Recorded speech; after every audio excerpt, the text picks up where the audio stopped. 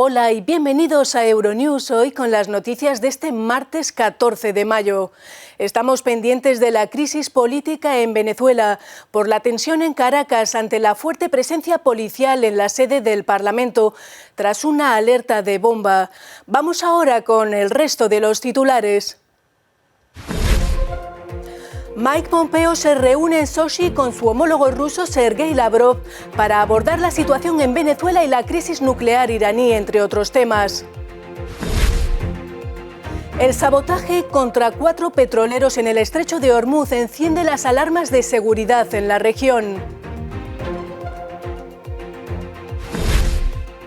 España ordena retirar la fragata Méndez Núñez. La ministra Margarita Robles ha recordado la escalada de tensión entre Estados Unidos e Irán. Detenido en Argentina un hombre armado que quería entrar en la Casa Rosada y ver al presidente Mauricio Macri.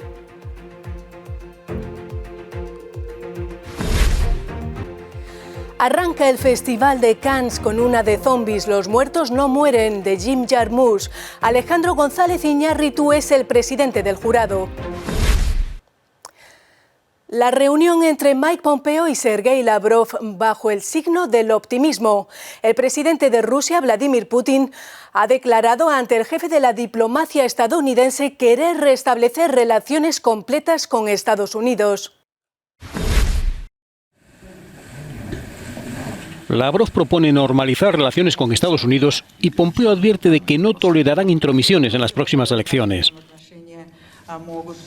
Reunidos en la ciudad rusa de Sochi, los dos ministros de Exteriores discreparon sobre Venezuela, discutieron sobre control de armamento nuclear, lucha antiterrorista y la actuación en Ucrania, Afganistán y Siria.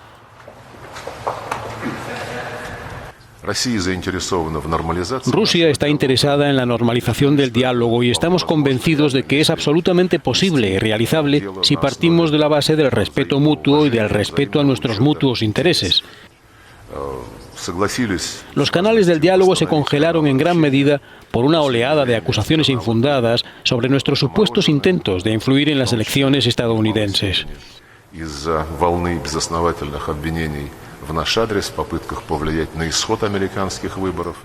Pompeo reaccionó tensando más el diálogo, reavivando la acusación de la intromisión de Rusia en las elecciones. La interferencia en las elecciones estadounidenses es inaceptable, y si los rusos estuvieran comprometidos con eso en 2020, pondría nuestra relación en un lugar aún peor de lo que lo ha sido. Les animamos a que no lo hagan.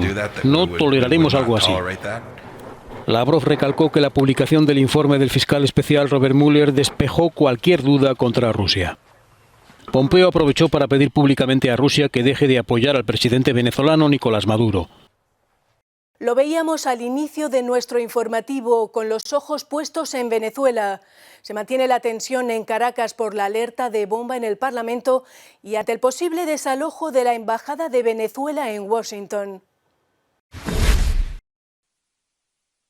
Pulso en la sede del Parlamento de Venezuela en Caracas. La Asamblea Nacional Venezolana, controlada por la oposición, ha denunciado que funcionarios del Servicio Bolivariano de Inteligencia, que responde a las órdenes de Maduro, impiden el acceso al edificio, pretextando una alerta de bomba que ha aparecido en Internet.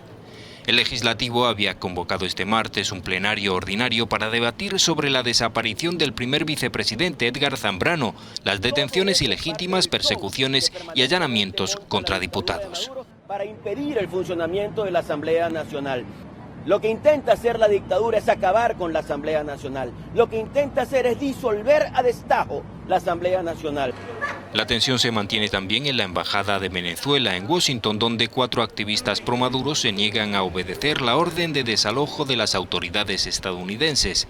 El gobierno venezolano ha exigido al estadounidense que respete la Convención de Viena sobre relaciones diplomáticas y proteja tanto a la embajada como a los activistas que están dentro del recinto.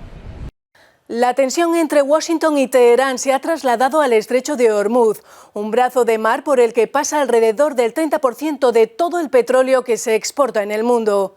El sabotaje contra 4 petroleros en la zona ha encendido las alarmas sobre la frágil seguridad en la región. Aumenta la tensión en el complejo tablero de Oriente Medio. Estados Unidos ha acusado a simpatizantes de Irán de haber atacado 2 petroleros de Arabia Saudí. Entre los saboteadores, siempre según Washington y Riad, estarían rebeldes hutíes del Yemen y milicias chiíes procedentes de Irak. Hasta el momento, todo son advertencias verbales. Si nos atacan, responderemos con fuerza militar. No buscamos ningún enfrentamiento con el régimen iraní. Es su decisión y creemos que sería muy importante que les advirtiéramos contra los errores de cálculo. Queremos disuadirlos. La presidencia lo ha dejado muy claro, así que nos centramos en la diplomacia. El ministro de Exteriores iraní, impulsor del acuerdo nuclear del que se ha retirado Estados Unidos, ha mantenido una reunión con su homólogo indio. Discutimos de asuntos regionales. También hablamos de las políticas que intentan imponer los partidarios de la línea dura tanto en la administración estadounidense como en la región. Expresamos nuestra preocupación por las actividades sospechosas y el sabotaje que está ocurriendo en nuestra zona. Anteriormente habíamos anticipado que llevarían a cabo este tipo de acciones para aumentar la tensión.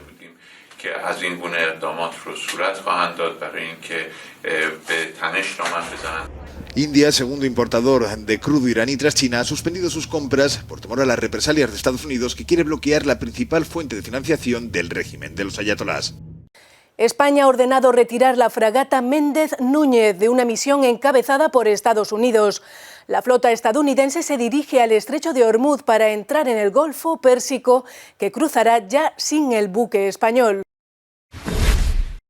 España asegura que la decisión de retirar una fragata del grupo de combate de Estados Unidos en el Golfo Pérsico es técnica y militar, pero no política. La ministra de Defensa en funciones, Margarita Robles, ha asegurado que la fragata Méndez Núñez no acompañará al Golfo Pérsico al portaaviones Abraham Lincoln porque Estados Unidos ha cambiado la misión original.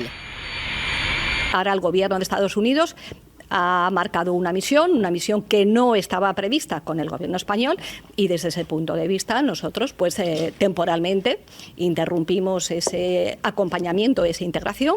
La decisión se produce en un contexto de tensión máxima entre Teherán y Washington. El pasado abril Estados Unidos anunció el fin de las exenciones que había concedido a varios países para que siguieran comprando petróleo iraní. Acto seguido, Irán anunció la suspensión de aplicación de parte de sus compromisos en el acuerdo nuclear de 2015. El Tribunal Supremo autoriza a los presos del Procés a asistir al Pleno de Constitución de las Cortes.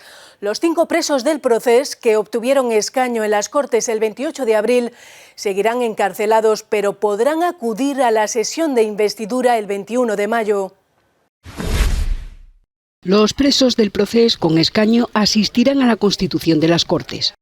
El Tribunal Supremo Español, que juzga a políticos catalanes por el Procés, ha accedido a la salida extraordinaria de Oriol Junqueras, Josep Rull, Jordi Turull, Jordi Sánchez y Raúl Romeva, que obtuvieron escaños en las Cortes en las pasadas elecciones, para asistir a la sesión de investidura del Congreso y del Senado el 21 de mayo. El tribunal presidido por Marchena ha desestimado en cambio la petición de dejarles en libertad para poder ejercer plenamente como parlamentarios y que el Supremo pidiera permiso a las Cortes para continuar con el juicio, dada la nueva condición de aforados de los diputados presos. También este martes la Junta Electoral ha decidido no autorizar la participación de Oriol Junqueras en el debate de TV3, con lo que no se producirá el esperado cara a cara con el expresidente Carles Puigdemont. Instituciones penitenciarias ha alegado que el horario del programa dificultaría el día a día de la prisión. Y en plena campaña para las elecciones europeas, los verdes, que podrían convertirse en la segunda fuerza política en Alemania, sacan músculo en Berlín. La canciller Angela Merkel aumenta su compromiso en la lucha contra el cambio climático. Angela Merkel aumenta su compromiso en la lucha contra el cambio climático. La canciller alemana ha decidido unirse finalmente a la iniciativa del presidente francés Emmanuel Macron y otros 8 países comunitarios de acabar con la emisión de gases de efecto invernadero para 2050. Considera además que hay una influencia de las protestas impulsadas por la sueca Greta Thunberg. Tenemos niños y jóvenes de todo el mundo que se reúnen los viernes en huelgas escolares para proteger el clima y presionar. Presión sobre los políticos de todo el mundo. Y para ser honesta, por supuesto que esto es cualquier cosa menos cómodo, pero quiero decir explícitamente, esto es comprensible. Greenpeace, que ha protagonizado una protesta en Berlín durante una reunión de Merkel con representantes de otros países, cree que Alemania no está tomando las medidas necesarias para evitar una catástrofe global. Tenemos que tomar las decisiones correctas para nuestro futuro ahora, por eso estamos aquí, para enviar el mensaje claro de que es la última oportunidad, porque nos estamos quedando sin tiempo.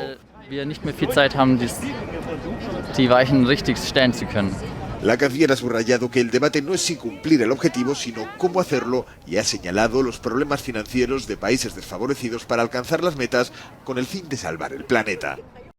En España el desempleo es uno de los peores males y el más temido y que preocupa más, según los sondeos, que la inmigración o la ecología. La socióloga Cristina Monge, profesora de la Universidad de Zaragoza, nos explica los motivos y apunta posibles soluciones. Una entrevista de Enrique Barrueco. Miedo al paro. Los españoles son los más preocupados por el desempleo y la marcha de la economía por encima de la media de la Unión Europea. Es una de las conclusiones de la encuesta realizada por la consultora YouGov para el diario El País y otros 7 periódicos de referencia europeos. Mientras en el resto de la UE las heridas de la recesión parecen haberse cerrado y son inmigración y cambio climático las preocupaciones, en España la falta de trabajo está instalada como un miedo colectivo arraigado. En el país con la segunda tasa de paro más alta de la UE, solo por detrás de Grecia, el 27% de los españoles entiende que la futura agenda de Bruselas debe ser la lucha contra el desempleo, algo que solo cree el 15% del resto de los ciudadanos de la Unión Europea. Probablemente en España seguimos teniendo un problema importante de desempleo, un problema que por un lado es histórico. España ha tenido mayores dificultades a la hora de generar empleo que el resto de países de su entorno y que además, aunque en un momento determinado las cifras puedan mejorar, en el imaginario, es decir, en la conciencia de todos, sigue existiendo un miedo muy importante a la pérdida de empleo o que volvamos otra vez a pasar situaciones como las que pasamos a raíz de la crisis del 2008, donde mucha gente se quedó por el camino. Entonces yo creo que el miedo al desempleo y a una nueva crisis económica o a que se recrudezcan los elementos económicos de ahora, pues efectivamente pesa mucho sobre la conciencia de la población española, mucho más que sobre la de otros países del entorno. El modelo de desarrollo de ladrillo y turismo contrasta con la falta de una política de transición ecológica adaptada al momento de emergencia climática. Quizá una puerta de salida. Sí que creo que hay un elemento para el optimismo y tiene que ver mucho con el desafío ambiental. Nuestro modelo de desarrollo es absolutamente insostenible y al mismo tiempo las obligaciones que se están planteando desde instituciones europeas y mediante compromisos internacionales a raíz del Acuerdo de París nos van a forzar sí o sí a repensar ese modelo de desarrollo. En Argentina, un hombre armado que intentaba ver al presidente Mauricio Macri con un revólver ha sido detenido al intentar entrar en la Casa Rosada. Horas después se producía una amenaza de bomba en el Palacio del Congreso, en un ambiente enrarecido tras la muerte del diputado Héctor Olivares en un tiroteo. Todas las alarmas se encendieron este lunes en la Casa Rosada, sede del Ejecutivo argentino y del despacho del presidente Mauricio Macri. Primero, un hombre armado con un revólver fue detenido cuando intentaba entrar en el edificio para ver a Macri. Poco después, una amenaza de bomba volvió a activar los mecanismos de alerta y obligó a revisar y asegurar todos los accesos al inmueble. También se recibió una amenaza de bomba en el Palacio del Congreso. Todo esto ocurre tras la muerte del diputado oficialista Héctor Olivares, tiroteado el jueves pasado junto a su asesor, que también falleció. Si bien parece que no fue un asesinato político, se marca en un clima enrarecido en Argentina, hundida en la crisis económica y a pocos meses de unas elecciones en las que Macri aspira a la reelección, pese a que las encuestas son el reflejo de su creciente impopularidad. Toque de queda en Sri Lanka tras una oleada de violencia contra la comunidad musulmana, menos de un mes después de la matanza del Domingo de Resurrección, en la que murieron 258 personas.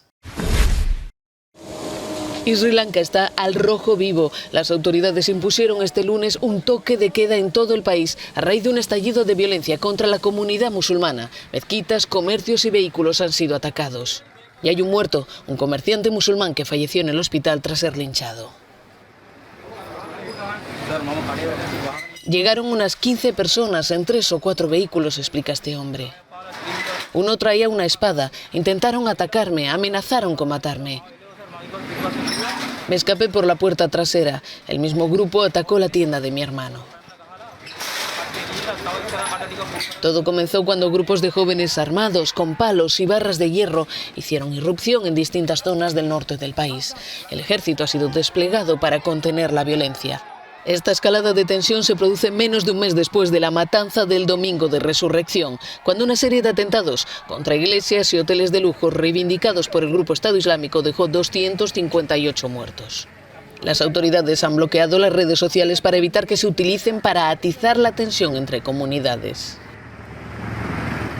Comienza este martes el Festival de Cine de Cannes. Un total de 21 filmes competirán por la Palma de Oro, que este año entregará el director mexicano Alejandro González Iñárritu.